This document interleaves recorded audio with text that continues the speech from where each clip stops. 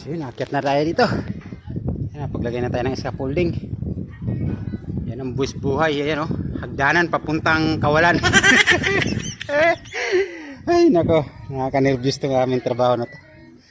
Ay, mga tropa, tingnan mo nyo naman gaano katarik kasi itong bubong na to. Hagdanan pa lang, ninervyusin ka na ang taas. Tapos nakatungtong pa sa scaffolding, oh, di ba? Ang galing. Ah, ito yung hanap buhay na buwis buhay. Ayan, oh, taas, oh. Nandun na si Junior sa taas natin. Pero nanigurado na kami, na kami ng lubid. Hi!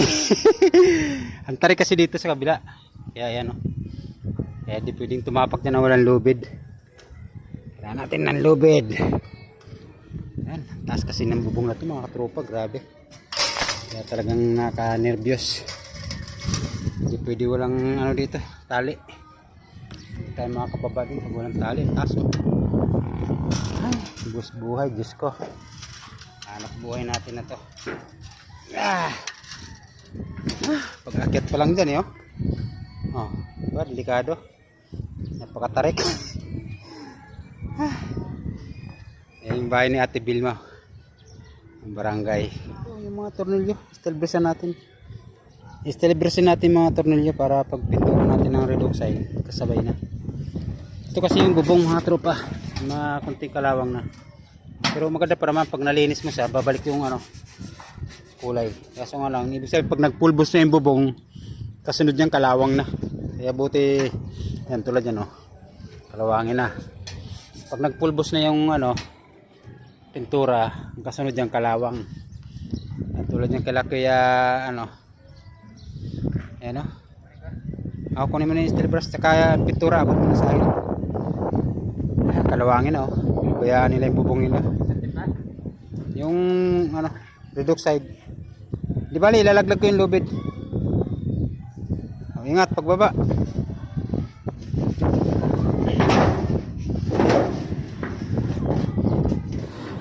Si ano, mga katawa na pag primer na kami dito. Ayan. Napunasan na rin namin yan. Kaya ano, pero hindi ganyan ang kulay niya nung bago namin tanggalan ng alikabok. Ayan, napaprimer kalahati na. Tapos ito, ayan, hindi pa tapos yan, halos ito pa lang, kalahati, primer pa lang yan. So kukulayan na natin pag natapos.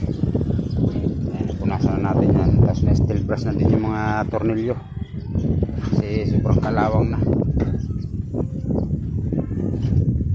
Pero na, nandito tayo sa ano, tuktok ng pinaka mainit sa mundo. Ayan, grabe init ngayon. Kayang-kaya natin yan, trabaho eh. Wala tayong magagawa. Dito yung trabaho natin sa tuktok. Kailangan gawin natin yung pinaka ano, paraan na para magawa natin ng ano to, kasi mahirap na hindi mapinturahan itong bubong. Kawawa naman may-ari. Ang mahal na ng materialis ngayon pag nabutasan ng bubong. Kaya ito, balik ulit sa panibagong bago to. Naging bago ulit yan pag napinturahan natin. Alright. Yun, hindi na lang. Matapos na yung aming primer. Mga pag brown na mamaya. Alauna siguro, mga pag brown na tayo. Alaman na sa kulay. Hirap ang pintura pag ganitong tigula yung style ng yero mga katropa, kaysa yung long span lang na larguhan yung ganun. Yung pagkadaling pinturahan kasi yung hagod mo ng brush tuloy-tuloy. Ito hindi. Hindi pwede tuloy-tuloy yung hagod mo, gawa ng ay, ano, may mga groove. Ayan. Kailangan puliduhin ng hagod ng brush yung mga groove na yan, kasi pagka binarabara mo hindi malalagyan yung mga groove. Tsaka luluha yung pintura. Yan yung masama dito pagka ganitong ano, tigula style na yero. Mahirap pinturahan yan dahil kada hagod mo ng brush eh, hanggang dyan lang sa isang ano, hindi pwedeng diretso, gawa ng maiiwanan yung mga ganito. Lumuluha yung pintura. Di tulad ng long span, pagka hinagod mo yung brush mo eh, tuloy-tuloy. Ito napakabagal pinturahan ng ganito. Talagang ano, at tsagayan mo talaga, kailangan mong magtsaga maghagod ng brush.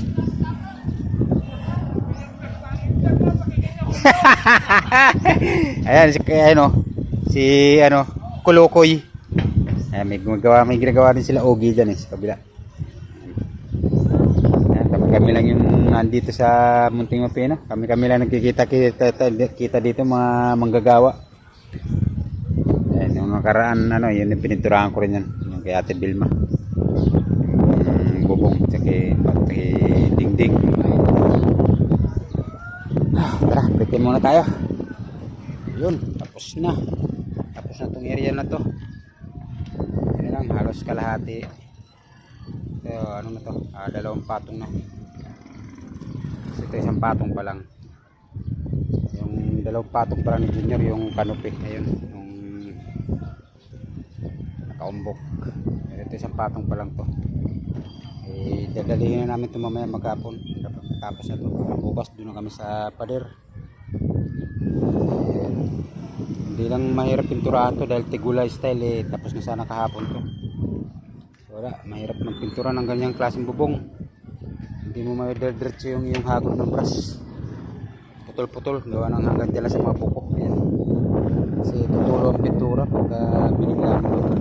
Pwedeng punas na dapat hanggang dyan sa mga buko-buko ng ganyan.